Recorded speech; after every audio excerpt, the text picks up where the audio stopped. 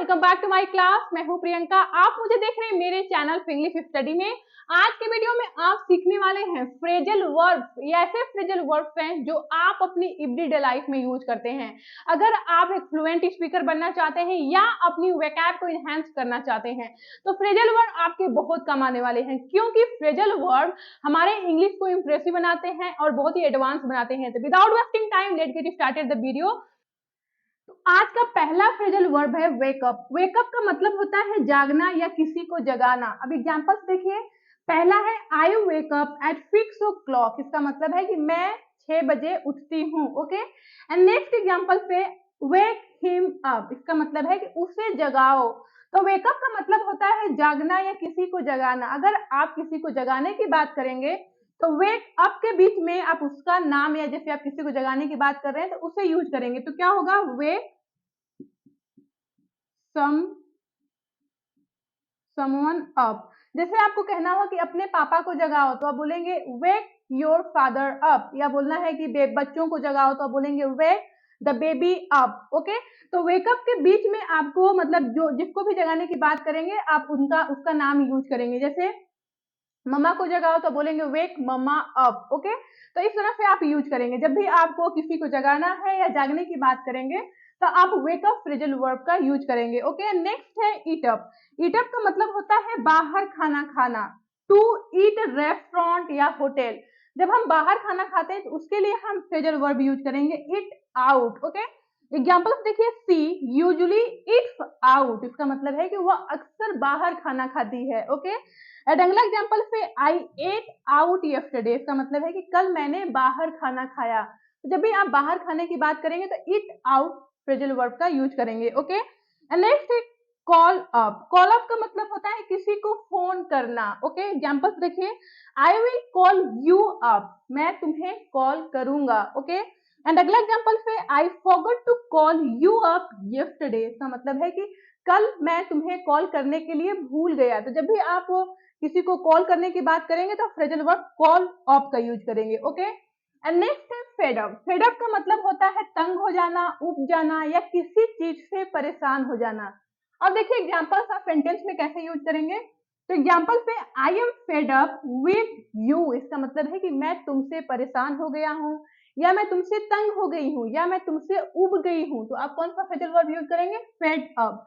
Fed up का मतलब होता है किसी से तंग हो जाना या किसी चीज से परेशान हो जाना, उब जाना।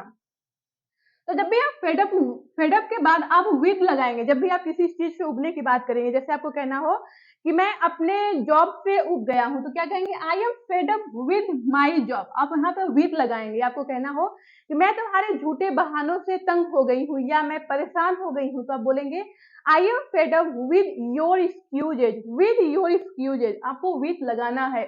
या आपको कहना है कि मैं तुम्हारे नखरों से परेशान हो गया हूं तो आप बोलेंगे I am fed up with your tantrums. Tantrums मतलब होता है नखरे। तो फेड अप का मतलब होता है किसी चीज से तंग हो जाना, परेशान हो जाना या उब जाना। ओके। एंड अगला फ्रेजल वर्ब है फ्रीक आउट। फ्रीक आउट का मतलब होता है घबरा जाना। ओके। एग्जांपल्स देखिए। आई फ्रीक आउट। इसका मतलब है कि मैं घबरा गई when I saw the accident yesterday. जब मैंने कल एक एक्सीडेंट देखा। तो फ्रीक आउट का मतलब होता है घबरा जाना। ओके। तभी अभी तक जितने भी मैंने आपको फ्रेजल वर्ड बताए हैं बहुत ही यूजफुल हैं, जो मोस्टली हम अपनी कन्वर्सेशंस में यूज करते हैं। तो आज के वीडियो में हम ऐसे और इंटरेस्टिंग फ्रेजल वर्ड सीखने वाले हैं जिसकी मदद से आप बहुत ही फ्लुएंटली और एडवांस इंग्लिश बोल सकते हैं। अगर आप इसका स्क्रीनशॉट लेना चाहते हैं तो ले सकते हैं। एंड अगला है गेट ऑन। गेट ऑन का मतलब होता है किसी वाहन या व्हीकल या गाड़ी में बैठना। तो जब भी आप किसी वाहन में बैठने की बात करेंगे जैसे बस, ट्रेन, फ्लाइट, कार, तो वहां पे आप फ्रेजल वर्ब गेट ऑन का यूज करेंगे। Examples get on the bus. इसका मतलब है कि बस में बैठ जाओ।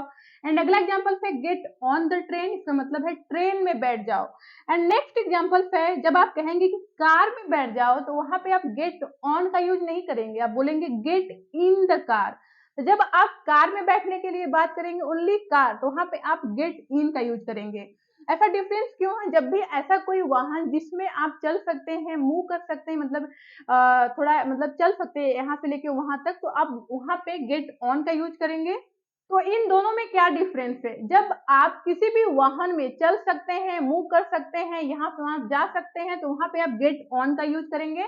ऐसा कोई वाहन जिसमें आप चल नहीं सकते हैं, कार में आप चल नहीं सकते हैं, मतलब खड़े हो नहीं हो सकते हैं, तो उसके लिए आप गेट इन का यूज करेंगे। इसलिए हम कार में बैठने के लिए गेट इन का यूज करेंगे। ओके, एंड नेक्स्ट है गेट ऑफ। गेट ऑफ का मतलब होता है इसका जस्ट उल्टा। जैसे हम कार में या किसी वाहन में बैठने के लिए हमने गेट ऑन का यूज किया, तो किसी भी वाहन या गाड़ी से उतरने के लिए हम गेट ऑफ का यूज करेंगे। For example, get off the bus, इसका मतलब है बस से उतर जाओ। एंड नेक्स्ट है गेट ऑफ द कार, इसका मतलब है कार से उतर जाओ।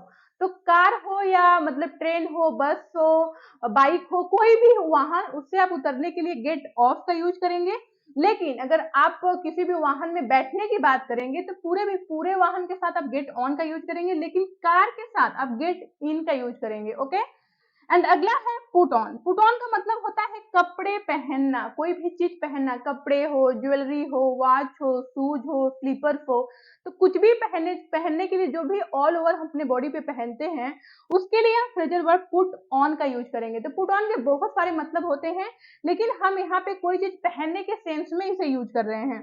एग्जाम्पल्स देखिए, पुट ऑन योर शूज, इसका मतलब है कि अपने जूते पहन लो। एंड नेक्स्ट एग्जाम्पल पे, I am putting my watch, इसका मतलब है कि मैं अपनी घड़ी पहन रही हूँ। तो कोई भी चीज पहनने के लिए हम पुट ऑन का यूज करेंगे। ओके, एंड नेक्स्ट है टेक ऑफ। टेक ऑफ का मतलब होता है उतारना। जैसे कोई भी चीज हम पहने हुए हैं, उसे उतारने के लिए, निकालने के लिए हम टेक ऑफ का यूज करेंगे। टेक ऑफ के भी बहुत सारे मतलब होते हैं, लेकिन हम यहाँ पे कोई चीज पहना हुआ निकालने के सेंस में यूज कर रहे हैं। एग्जाम्पल्स देखिए, टेक ऑफ योर शूज, इसका मतलब है अपने जूते निकाल दो। एंड अगला एग्जाम्पल पे, टेक ऑफ योर शर्ट, अपना शर्ट निकाल दो। या बोलना चाहते हैं कि अपने वॉच निकाल लो, टेक ऑफ योर वॉच। तो इस तरह से जब भी आप कोई चीज पहना हुआ निकालने की बात करेंगे, तो वहां पे आप टेक ऑफ का यूज करेंगे। ओके, एंड नेक्स्ट है स्पीक अप। स्पीक अप का मतलब होता है जोर से बोलना। ओके, जैसे कोई धीरे बोल रहा है तो आप कहना चाहते हैं कि थोड़ा तेज बोलिए, तो बोलेंगे स्पीक अप। तो स्पीक अप का मतलब होता है जोर से बोलना। एग्जाम्पल्स देखिए, I can't hear you, please speak up, इसका मतलब है कि मैं आपको सुन नहीं सकती या मैं आपको सुन नहीं पा रही हूँ, कृपया आप थोड़ा तेज बोलिए। तो बोलेंगे I can't hear you, please speak up, आप थोड़ा जोर से बोलिए। ओके, एंड अगला एग्जाम्पल है, can you little bit speak up, इसका मतलब है कि क्या आप थोड़ा तेज बोल सकते हैं। तो जब भी आप किसी को बोलना चाहते हैं क्या आप थोड़ा तेज बोल सकते हैं या जोर से बोलिए, तो आप बोलेंगे speak up. Okay, and last हमारा आज का फ्रेजल वर्ब है आंसर बैक। आंसर बैक का मतलब होता है पलटकर जवाब देना, किसी को पलटकर जवाब देना। एग्जाम्पल्स देखिए, don't answer back to me, इसका मतलब है कि मुझे पलटकर जवाब मत दो। या कहना चाहते हैं कि अपने माता पिता को तुम कभी भी पलट के जवाब मत देना, तो बोलेंगे don't answer back your parents. Okay, तो आंसर बैक का मतलब होता है किसी को पलट के जवाब देना। तो आज के वीडियो में आप ऐसे 10 फ्रेजल वर्ब सीखे हैं जो आप अपने एवरीडे कन्वर्सेशंस में यूज करते हैं। अगर आपको वीडियो पसंद आई हो तो please like the video and subscribe my channel. मिलते हैं नेक्स्ट वीडियो के साथ, तब तक के लिए bye bye and keep practising.